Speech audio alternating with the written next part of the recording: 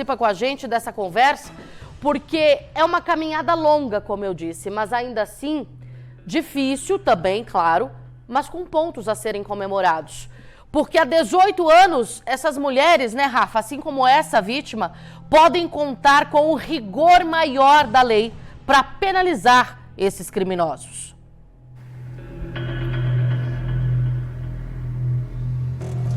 Isso mesmo, Luciana, são 18 anos de Lei Maria da Penha e um dado que a gente não apresentou e que a gente vai apresentar agora é que Uberaba e Patos de Minas estão aí no top 5 das cidades de Minas Gerais por número de habitantes com mais número de mulheres agredidas por seus companheiros. A gente está falando que Uberaba lidera o ranking de mulheres agredidas e Patos de Minas está em 4º lugar. Foi a Kátia que trouxe essa informação pra gente. Para quem não conhece a Kátia, ela é defensora das mulheres, é da UAB Mulher, advogada e acompanha caso por caso aqui em Patos de Minas. Participa de palestras e incentiva essas mulheres a reprimir qualquer tipo de violência, seja ela moral, patrimonial, física, psicológica. Kátia, primeiramente, boa noite. Hoje, 18 anos de Lei Maria da Penha e a gente traz um dado muito triste, assustador, mesmo com, a Luciana comentou agora há pouco, da ONU elogiando o Brasil, está muito longe ainda de chegar no que se espera para o direito da mulher, né? Boa noite. Boa noite, Rafael. Boa noite, Luciana. Hoje, a nossa lei, o nosso divisor de águas no que diz respeito ao enfrentamento à violência doméstica e familiar, ela completa 18 anos. A Lei Maria da Penha é, sim, um marco nesse enfrentamento. E quando a gente diz que é um marco, a gente não está falando só de medidas protetivas, a gente não está falando só de punição para o agressor que descumpre medida protetiva, porque a gente tem que frisar que não existe tipo penal na Lei da Maria da Penha que não seja o descumprimento de medida protetiva. As outras agressões, as outras violências são tipificadas pelo Código Penal. Mas é um fato que essa lei ela trouxe uma revolução cultural no modo de como as pessoas veem a violência doméstica, a violência de gênero.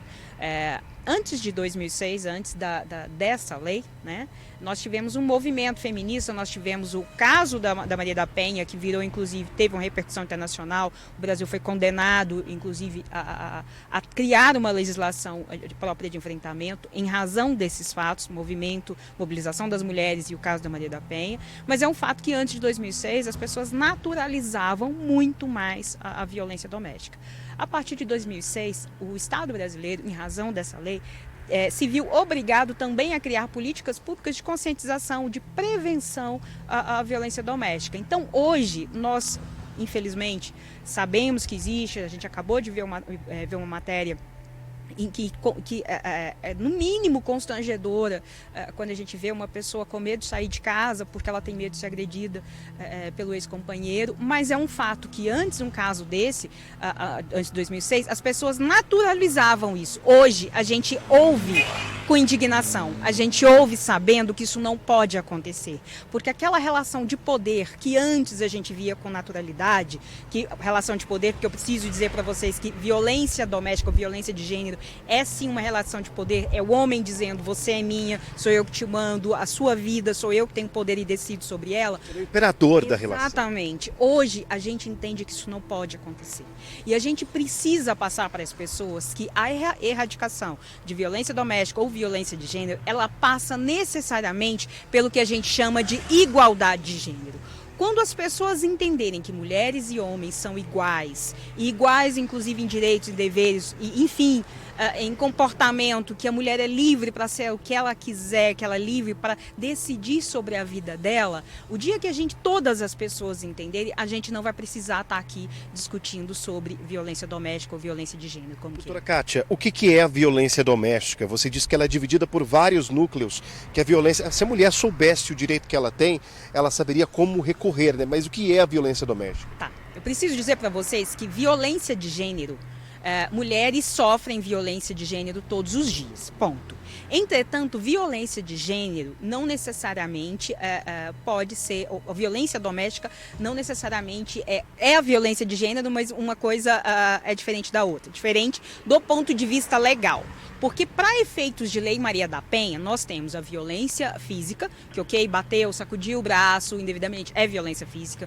A violência sexual, que é o sexo sem consentimento da mulher. A violência moral é aquele término, por exemplo, que o casal termine o namorado não aceita e ele passa a difamar ou falar mal daquela mulher, inclusive em redes sociais. A gente tem a violência patrimonial, que é quando aquele marido, por exemplo, um exemplo bem comum que a gente corriqueiro que a gente dá é quando ele quebra o celular dela numa briga, o patrimônio dela, ou quando ele rasga as roupas dela. E um exemplo que eu sou obrigada a contextualizar, que é quando o marido, por exemplo, ele esconde o patrimônio daquela mulher, por exemplo, num casamento. Né? Ele coloca no nome de terceiro sabendo porque ela teria direito no eventual divórcio.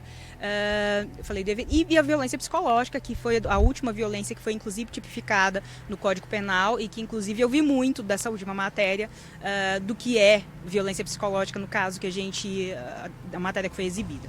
Essas são as violências para efeito de Lei Maria da Penha. Entretanto, eu preciso dizer para vocês que também para caracterizar essas violências tem que haver o âmbito íntimo e familiar, tá?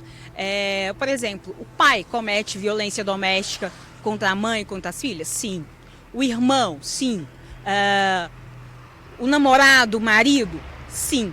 Porque estão vivendo, existe um âmbito familiar ali. Então quer dizer que quem pode ser vítima? Só a mulher ou alguém que se identifica como mulher, em razão do gênero, né? A violência doméstica familiar. Agora, quem pode ser, isso eu estou falando da vítima, quem pode ser o autor ou quem pode ser considerado agressor? Homens e mulheres, tá? Doutora Kátia, para a gente finalizar, que o nosso tempo está curto, a gente falou muito sobre esse assunto, eu queria que você falasse como as mulheres podem identificar essa violência, qual canal que elas podem recorrer e quais os direitos que ela tem, até porque um papel que seria a medida protetiva de urgência às vezes não funciona, como ela pode recorrer, para a gente finalizar? Tá. A primeira coisa, denunciar. Tá? Denunciar é o caminho para a mulher se proteger. Mas ele só fez uma vez, ele não vai fazer uma segunda. A gente não pode ter essa garantia. E a gente sabe que as medidas protetivas, ainda que elas não deem uma proteção integral, aquela mulher ainda está mais protegida do que, obviamente, aquela que não denuncia. Isso é um fato.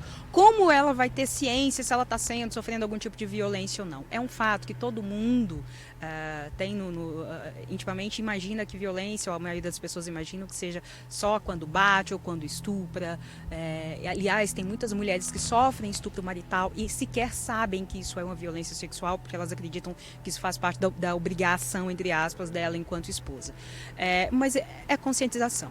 Por isso que, mais do que a gente falar sobre medidas protetivas ou punição do agressor, e tem que ser punido, isso é um fato, a gente tem que insistir que é uma obrigação do Estado conscientizar as mulheres, né, dos direitos dela, dos canais de comunicação, e aqui nós temos que falar do 180, né, que é um canal nacional, onde a mulher pode ligar lá e pode enviar mensagem, porque também tem um número de WhatsApp, mesmo ela não querendo denunciar, ela quer se informar sobre violências, ela pode ligar que o 180 vai informar. E a gente...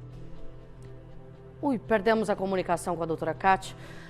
Bom, um caso extremamente importante, uma mulher maravilhosa com uma fala super válida para tudo isso que nós estamos mostrando. Uma discussão que a gente vai carregar aí para sempre aqui no Cidade Alerta Minas, porque esses casos jamais passarão em branco.